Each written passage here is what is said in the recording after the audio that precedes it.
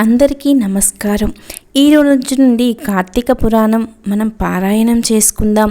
ఈ కార్తీక మాసం ఎంతో పవిత్రమైంది. విన్నవారికి, చదివిన వారికి ఉన్న కష్టాలు, పాపాలు, సకల దోషాలు, కటిక దరిద్రం అనుభవిస్తున్నా సరే అన్నీ మాయమవుతాయని కార్తీక పురాణం చెబుతోంది. కార్తీక మాసం 2వ రోజు పారాయణము. వశిష్ఠ ఉవాచ, హే జనక మహారాజా, వినినంత మాత్రము చేతనే మానవోకాయములు ద్వారా చేయబడిన సర్వ పాపాలను హరింపజేసే కార్తీక మహత్యాన్ని శ్రద్ధగా వినుసుమా. అందున ఈ నెలలో శివ ప్రీతిగా సోమవార వ్రతము ఆచరించేవాడు తప్పనిసరిగా కైలాసాన్ని చేరుకుంటాడు. కార్తీక మాసంలో వచ్చే ఏ సోమవారము నాడైనా సరే స్నాన జపాదులను ఆచరించిన వాడు 1000 అశ్వమేధాల ఫలాన్ని పొందుతాడు. ఈ సోమవార వ్రత విధి 6 రకాలుగా ఉంది. 1. ఉపవాసము. శక్తి గలవారు కార్తీక సోమవారం నాడు పగలంతా ఉపవాసముతో గడిపి సాయంకాలమున శివాభిషేకం చేసి నక్షత్ర దర్శనానంతరము తులసీ తీర్థము మాత్రమే సేవించాలి. 2. ఏకభక్తము.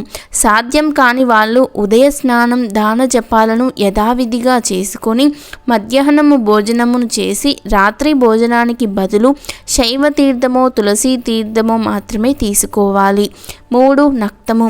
పగలంతా ఉపవసించి రాత్రి నక్షత్ర దర్శనం తర్వాత భోజనమునకు గాని ఉపాహారము గాని స్వీకరించాలి. 4. ఆయాచితము. భోజనానికై తాము ప్రయత్నించకుండా ఎవరైనా వారికి వారుగా పిలిచి పెడితే మాత్రమే భోజనం చేయడం అయాచితము. 5. స్నానము. పై వాటికి వేటికి శక్తి లేని వాళ్ళు సమంత్రక స్నాన జపాదులను చేసినప్పటికీ చాలు. 6. తిలాదానము. మంత్రజప విధులు కూడా తెలియని వాళ్ళు కార్తీక సోమవారం నాడు నువ్వులను దానము చేసినా సరిపోతుంది. పై 6 పద్ధతిలో దేనిని ఆచరించినా కార్తీక సోమవార వ్రతము చేసినట్లే అవుతుంది. కానీ సుండి కూడా ఏ ఒక్క దానిని ఆచరించని వాళ్ళు 8 యుగాల పాటు కుంభీపాక రౌరవాది నరకాల్ని పొందుతారని హర్షవాక్యము. ఈ వ్రతమాచరణ వలన అనాథలు, స్త్రీలు కూడా విష్ణు సాయుధ్యమును పొందుతారు. కార్తీక మాసములో వచ్చే ప్రతి సోమవారం నాడు కూడా పగలు ఉపవసించి రాత్రి నక్షత్ర దర్శనాంతరము మాత్రమే భోజనము చేస్తూ ఆ రోజంతా భగవద్ధ్యానములో గడిపే వాళ్ళు తప్పనిసరిగా శివ సాయుధ్యాన్ని పొందుతారు. సోమవార వ్రతాన్ని చేసేవాళ్ళు నమక చెమక సహితంగా శివాభిషేకము చేయుట ప్రధానమని తెలుసుకోవాలి. ఈ సోమవార వ్రత ఫలాన్ని వివరించే ఒక ఇతిహాసాన్ని చెబుతాను విను. విష్ణురి కథ. పూర్వం ఒకానొక బ్రాహ్మణునికి నిష్ఠురి అనే కూతురుండేది. పుష్టిగాను అందంగాను అత్యంత విలాసంగాను ఉండే ఈమెకు గుణాలు మాత్రం విశిష్టమైనవి అబ్బలేదు. దుష్టగుణ భూయిష్టమై గయ్యాలిగాను కాముకురాలిగాను చరించే ఈ నిష్ఠురిని ఆమె గుణాల రీత్యా కర్కశ అని కూడా పిలుస్తూ ఉండేవారు. బాధ్యతా ప్రకారం తండ్రి ఆ కర్కశను సౌరాష్ట్ర బ్రాహ్మణుడైన మిత్రశర్మ అనేవానికిచ్చి తన చేతులు దులిపేసుకున్నాడు. ఆ మిత్రశర్మ చదువుకున్నవాడు, సద్గుణవంతుడు, సదాచాపరుడు, సరసుడు మాత్రమే కాక సహృదయము కూడా కావడం వలన కర్కశ ఆడినది పాడినది పాటగా కొనసాగుతూ వచ్చింది. పైగా ఆమె ప్రతిరోజు తన భర్తను తిడుతూ కొడుతూ ఉండేది. అయినప్పటికీ కూడా మనసుకు నచ్చినది కావడం వలన మోజు చంపుకోలేక భార్యను పరిత్యజించడం తన వంశానికి పరువుకే తక్కువని ఆలోచన వలన మిత్రశర్మ కర్కశ పెట్టే కఠిన హింసలన్నిటినీ భరిస్తూనే ఉండేవాడు. కానీ ఏనాడు ఆమె శిక్షించలేదు. ఆమె ఎందరో పురుషులతో అక్రమ సంబంధమును పెట్టుకొని భర్తను, అత్తమామలను మరింత నిర్లక్ష్యంగా చూసేది. అయినా భర్త సహించాడు.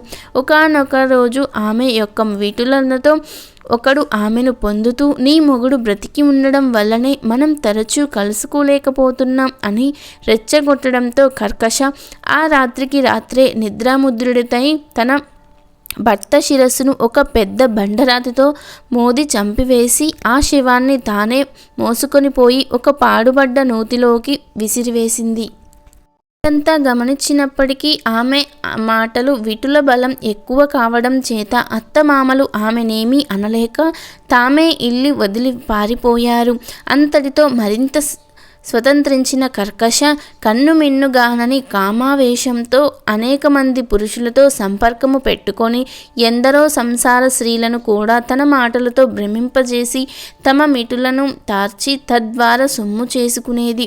కాలం గడిచింది. దాని బలం తగ్గింది. యవ్వనం తొలగింది. శరీరంలోని రక్తం పలచబడడంతో కర్కశ జబ్బు పడింది.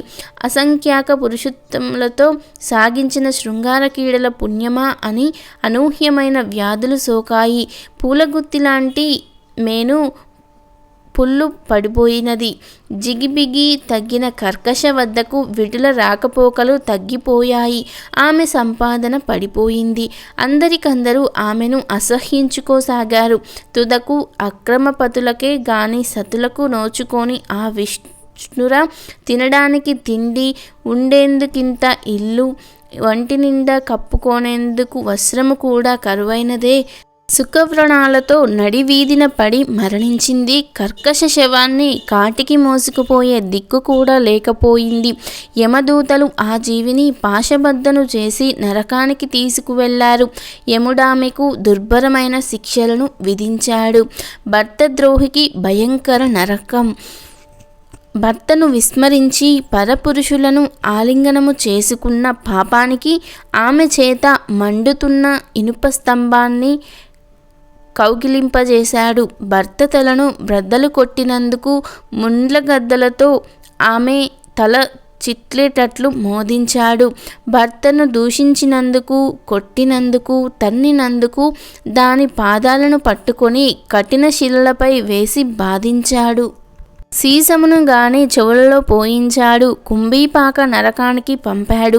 ఆమె పాపాలకు గాను ఆమె ముందరి 10 తరాల వారు, తదుపరి 10 తరాల వారు ఆమెతో కలిసి మొత్తం 21 తరాల వాళ్ళు కుంభీపాకములో కుమిలిపోసాగారు. నరకానుభవము తర్వాత ఆమె 15 సార్లు భూమిపై కుక్కగా జన్మించినది. 15వ పర్యాయమున కళింగ దేశంలో కుక్కగా పుట్టి ఒకానొక బ్రాహ్మణ గృహంలో ఉంటూ ఉండేది. సోమవార వ్రతఫలముచే కుక్క కైలాసమందుట ఇలా ఉండగా ఒక కార్తీక సోమవారము నాడు బ్రాహ్మణుడు పగలు ఉపవాసముండి శివాభిషేకాదులను నిర్వర్తించి నక్షత్ర దర్శనానంతరము నక్తస్వీకారానికి సిద్ధపడి ఇంటి బయలులో బలిని విడిచిపెట్టాడు. ఆనాడంతా ఆహారము దొరకక పస్తూపడి ఉన్న కుక్క ప్రదోష దినాన ఆ బలి అన్నాన్ని భుజించింది.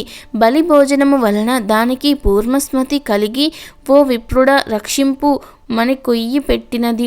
దాని అరుపులు విని వచ్చిన విప్రుడు కుక్క మాటలాడడాన్ని గమనించి విస్తుపోతూనే ఏమి తప్పు చేశావు, నిన్ను నేనెలా రక్షించు అని అడిగాడు. అందుకు ఆ కుక్క, ఓ బ్రాహ్మణుడా, పూర్వజన్మలో నేనొక విప్రవనితని.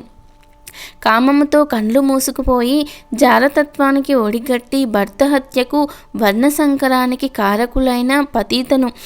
ఆయా పాపాలకు అనుగుణంగా అనేక కాలం నరకంలో చిత్రహింసను అనుభవించి ఈ భూమిపై ఇప్పటికీ 14 సార్లు కుక్కగా పుట్టాను. ఇది 15వ సారి. అటువంటిది ఇప్పుడు నాకు హఠాత్తుగా ఈ పునర్జన్మలు ఎందుకు గుర్తుకు వచ్చాయో అర్థం కావడం లేదు. దయచేసి విశదపరచమని కోరినది.